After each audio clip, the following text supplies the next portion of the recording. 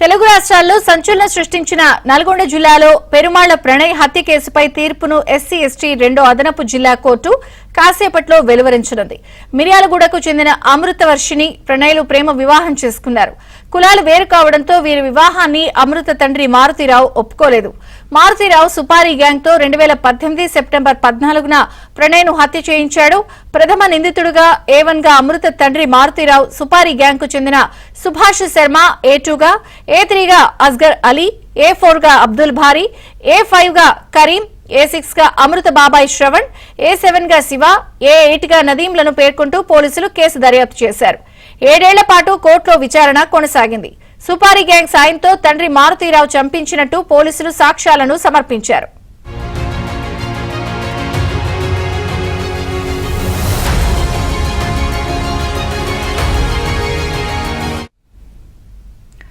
ఈ కేసును ప్రతిష్టాత్మకంగా తీసుకున్న పోలీసులు అన్ని కోణాల్లో విచారణ చేసి 2019 జూన్ 12న 1600 పేజీల్లో ఛార్జ్షీట్ ను దాఖలు చేశారు. మానసికంగా కుంగిపోయిన మారుతీరావు బెయిల్ వచ్చిన 6 నెలల వ్యవధిలో మార్చి 8, 2020లో హైదరాబాద్ లో బలవన్ మరణానికి పాల్పడ్డాడు. A2 గా సుభాష్ శర్మ, గుజరాత్ మాజీ హోంమంత్రి అరుణ్ పాండే హత్య కేసుతో పాటు పలు కేసుల్లో నిందితుడుగా ప్రస్తుతం సబర్మతి జైల్లో ఉన్నాడు. A3 అస్గర్ అలీ కూడా ప్రస్తుతం చెంచల్గూడ జైల్లో ఉన్నాడు.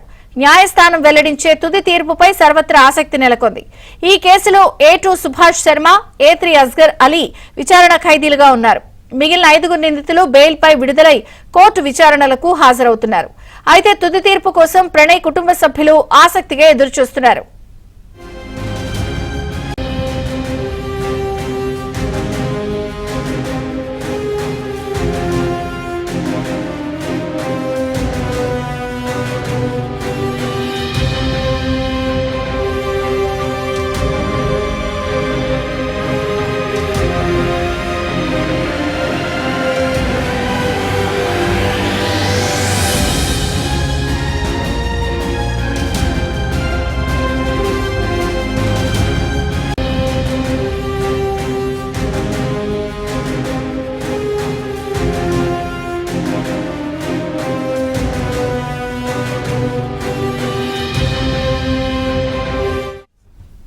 తెలుగు రాష్ట్రాల్లో ఎంతో సంచలనం సృష్టించిన నల్గొండ జిల్లాలో పెరుమాళ్ల ప్రణయ్ హత్య కేసుపై తీర్పును ఎస్సీ ఎస్టీ రెండో అదనపు జిల్లా కోర్టు కాసేపట్లో వెలువరించనుంది.